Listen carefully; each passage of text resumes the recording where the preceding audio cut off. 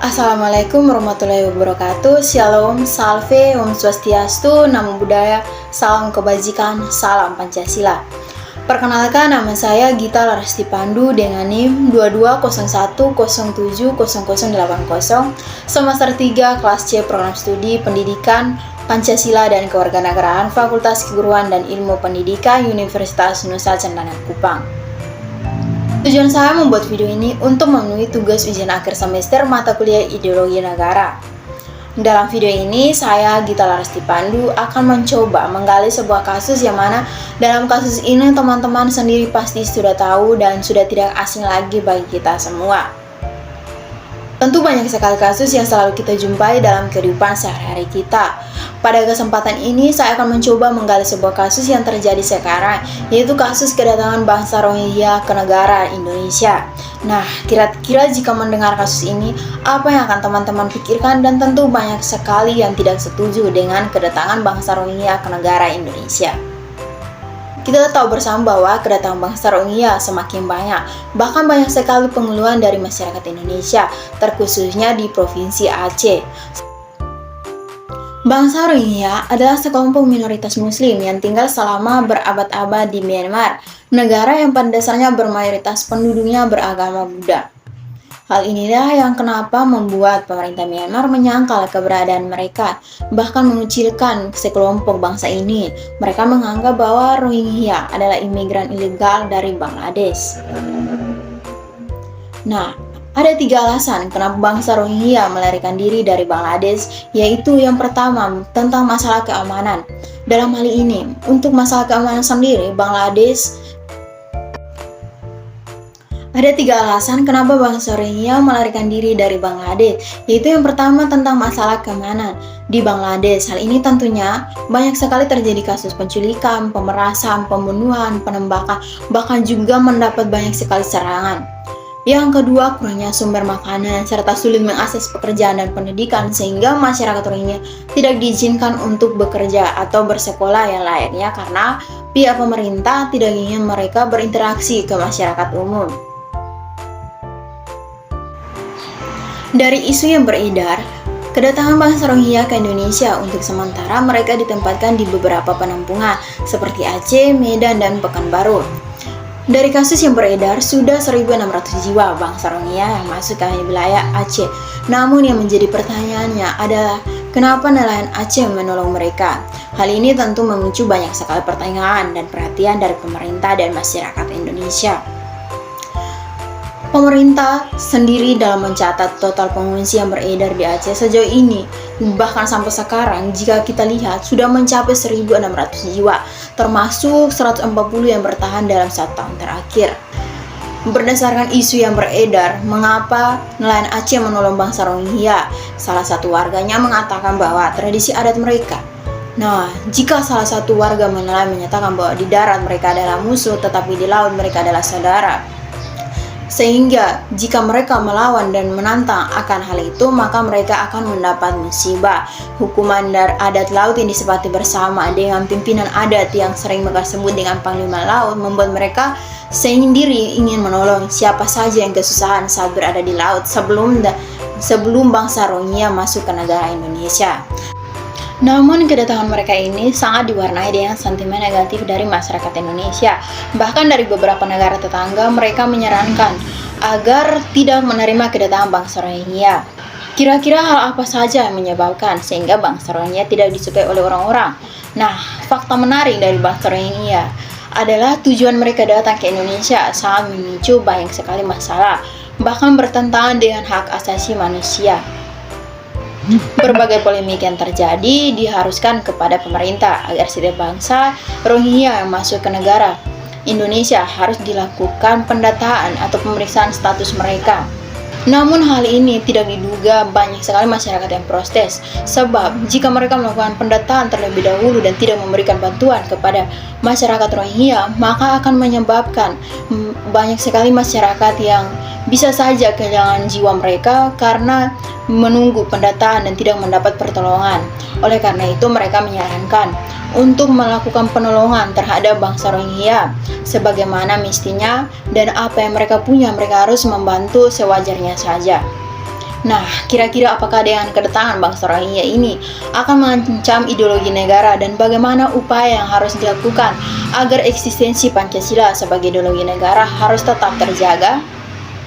Tentu pengungsi Rohingya menjadi ancaman bagi ideologi negara Indonesia sebab negara Indonesia belum menjadi bagian dari pihak negara konvensi yang mana pada tahun 1951 dan sebagai protokol pada tahun 1997 tentang hal pengungsi. Nah, tentu Indonesia belum memiliki kewajiban untuk sebagai hukum untuk memberikan perlindungan pada pengungsi Rohingya. Tentu hal ini Indonesia belum memiliki kewajiban untuk memenuhi perlindungan kepada pengungsi Rohingya. Namun, hal itu tidak membuat Indonesia hanya duduk diam saja. Namun, Indonesia mencoba memberikan sumbangan berupa tempat pengungsi, bahkan menyediakan makanan-makanan yang bergizi kepada masyarakat Rohingya. Hal ini tentu kita sebagai masyarakat banyak sekali sentimen-sentimen yang kita hadapi dengan berbagai polemik bahwa kedatangan mereka ini bisa membuat rusuh di negara Indonesia karena dari beberapa kasus yang mereka lakukan dan mereka membuat onar di beberapa negara, membuat Indonesia harus lebih berhati-hati dari beberapa kasus yang kita lihat dari negara-negara lain.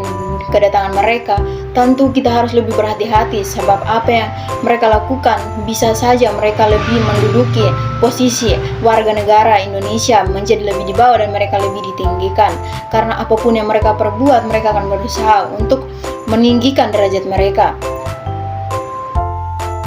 Tentu Indonesia menjadi titik lemah dalam rute perjalanan para pengungsi Rohingya dalam mencari tujuan akhir. Tetapi hal ini di luar dugaan sebab kedatangan mereka di Indonesia karena adanya dugaan jaringan tindak pidana perdagangan orang di balik masuknya pengungsi Rohingya ke negara Indonesia. Sehingga kasus ini melibatkan berbagai aspek seperti hukum, keamanan, kemanusiaan, dan juga memerlukan kerjasama yang baik antara bangsa dan juga masyarakat, serta melakukan pendekatan yang lebih bijaksana. Nah, hal ini tentu sebagai pemerintah harus lebih berhati-hati dalam melaksanakan setiap kewajiban dalam membantu setiap pengungsi Rohingya. Hal ini disebabkan karena masih banyak sekali masyarakat Indonesia yang sangat membutuhkan pekerjaan, bahkan lapangan pekerjaan yang sangat rendah dan tidak ada tempat untuk bangsa Indonesia ini melakukan kegiatan. Tentu Indonesia belum memiliki kewajiban untuk memberikan perlindungan kepada pengungsi Rohingya. Namun hal ini tidak membuat Indonesia hanya duduk diam saja, namun Indonesia mencoba memberikan bantuan kemanusiaan kepada pengungsi Rohingya dengan memperhatikan beberapa pertimbangan tertentu. Pada saat ini, Indonesia menjadi titik lemah dalam rute perjalanan para pengungsi Rohingya dalam mencari tujuan akhir. Tetapi hal ini di luar dugaan sebab kedatangan mereka ke Indonesia karena adanya dugaan jaringan tindak pidana perdagangan orang. Di balik rusuhnya pengungsi Rohingya yang masuk ke negara Indonesia, sehingga kasus ini melibatkan berbagai aspek seperti hukum, keamanan, dan juga kemanusiaan. Sehingga kasus ini melibatkan berbagai aspek seperti hukum, keamanan, kemanusiaan, serta memerlukan kerjasama antara bangsa dan juga masyarakat, serta lebih bijak dalam melakukan pendekatan yang lebih bijaksana. Nah, untuk menjaga eksistensi Pancasila sebagai ideologi negara di tengah kasus kedatangan Rohingya ke Indonesia, tentu harus memiliki beberapa upaya. Nah, upaya dalam hal ini yang pertama, Indonesia harus berani mengakui Pancasila sebagai ideologi negara. Dalam hal Pancasila merupakan cerminan cita-cita bangsa yang harus dipatuhi dan tidak boleh menyimpang dari apapun itu, sehingga lebih mencerminkan ciri khas dari bangsa Indonesia sendiri. Yang berikut adalah tentu sebagai pemerintah, Indonesia harus mampu menyelesaikan kasus atau konflik Rohingya yang mengungsi di negara Indonesia agar tidak terjadi percecokan antara bangsa Indonesia dan juga bangsa Rohingya. Yang berikut, pemerintah Indonesia harus lebih bisa bekerja sama dengan badan-badan PBB dan juga lembaga internasional lainnya dalam menyelesaikan kasus kedatangan bangsa Rohingya yang kian hari semakin banyak datang ke Indonesia, sehingga tidak membuat bangsa Indonesia sendiri risih dengan kedatangan mereka. Nah, hal ini tentu sebagai negara maupun pemerintah dalam mengakses setiap hal-hal yang dibutuhkan oleh bangsa Rohingya pada saat ini yang mereka sedang mempersiapkan pengungsian dan juga makanan kepada bangsa Rohingya. Seperti halnya, tentu pemerintah harus lebih bijak dan juga lebih bijak dan konsisten dalam memanage setiap masalah yang terjadi. Indonesia sebagai anggota ASEAN tentu harus mencoba meningkatkan peran organisasi dalam proses penyelesaian konflik yang ada, sehingga ASEAN pun juga memainkan peran penting dalam mewujudkan proses demokratisasi bagi negara-negara di Asia Tenggara, sehingga kasus dengan kedatangan bangsa Rohingya ini tidak terjadi di negara-negara lainnya. Dalam hal mewujudkan hak asasi manusia dalam konflik Rohingya yang melibatkan pelanggaran HAM terhadap etnis Rohingya, tentunya pemerintah harus lebih bijak memanajemen kasus ini agar masyarakat Indonesia pun mendapatkan keadilan. Nah, dari kasus ini upaya untuk menjaga eksistensi Pancasila sebagai ideologi negara di tengah kasus Rohingya tentu harus mempunyai strategi dan juga upaya yang betul-betul matang, sebab jika tidak akan berpengaruh terhadap bangsa Indonesia. Dalam mengatasi kasus bangsa Rohingya menuai pro kontra, sebab negara Indonesia sendiri dalam mengatasi penduduknya saja masih terlalu rendah, sebab jika mengizinkan bangsa Rohingya tinggal ke Indonesia akan berakibat fatal. Sebagaimana penduduk Indonesia masih dikategorikan dalam bangsa yang miskin dan banyak sekali pengangguran, mana lapangan pekerjaan yang sangat rendah dan sangat terbatas. Hal ini membuat Indonesia harus lebih bekerja keras dan juga bagi pemerintah lebih bijak dalam menangani kasus ini. Jika berbicara tentang kemanusiaan, Indonesia juga membutuhkan keadilan sebab masih banyak masalah maupun kasus pemerintah Indonesia sendiri yang belum bisa menyelesaikannya. Namun kedatangan bangsa Rohingya jika diterima dan diberi tempat tinggal yang layak, kita tidak bisa memprediksi apakah akan menjadi masalah atau tidak. Bahkan bukan negara Indonesia saja yang didatangi bangsa Rohingya, namun ada beberapa negara tetangga seperti Malaysia maupun beberapa tempat yang kewalahan akan kedatangan bangsa Rohingya, sehingga kita sebagai negara Indonesia harus betul-betul bisa mewaspadai setiap hal yang terjadi karena kasus seperti ini. Jadi dapat disimpulkan dari kasus yang terjadi sekarang bahwa kedatangan bangsa Rohingya harus dibatasi sebab masyarakat Indonesia sendiri masih butuh perhatian khusus dari pemerintah, yang mana pengeluhan dari masyarakat Indonesia sendiri karena rendahnya lapangan pekerjaan dan masih banyak masyarakat Indonesia yang nganggur. Dalam hal ini, pemerintah harus lebih bijak dalam pengambilan keputusan serta mampu membuat situasi menjadi lebih tenang.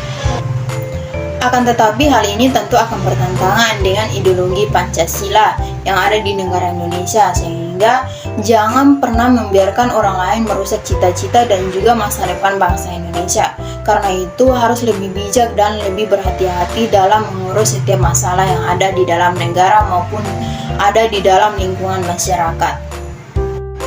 Jadi sebagai pribadi tentu harus mampu mencerminkan nilai-nilai Pancasila dan harus bisa menularkan dalam kehidupan sehari-hari. Bagi seorang calon guru harus bisa menafsirkan setiap masalah yang ada agar ketika kelak berada dalam lingkungan yang penuh masalah sudah bisa menjadikan hal tersebut sebagai salah satu hal untuk bisa menyelesaikannya. Dalam hal ini tidak ada konflik dengan orang-orang di sekitar kita maupun dalam negara dan berbangsa. Kadang dengan berbagai keragaman, suku dan budaya maupun agama yang ada dalam negara kita sering lupa bahkan membuat kita lupa akan jati diri sebagai seorang negara yang hidup dalam ikatan toleransi yang tinggi dan juga menjunjung tinggi akan persatuan Indonesia. Nah, dalam hal ini tentu jangan membiarkan negara kita dijajah oleh negara lain dalam hal apapun ini. Sehingga dari kasus ini tentang bangsa Rohingya yang masuk ke negara Indonesia, jangan sampai hal ini membuat negara Indonesia berada dalam situasi yang tidak kondusif, bahkan membuat masyarakat Indonesia berpikir bahwa pemerintah lebih mengutamakan bangsa Rohingya ketimbang masyarakat yang ada dalam negaranya sendiri. Sebab jika dilihat masih saja bahkan masih banyak masalah yang timbul dalam kehidupan sehari-hari dalam lingkungan masyarakat yang ada dalam negara Indonesia.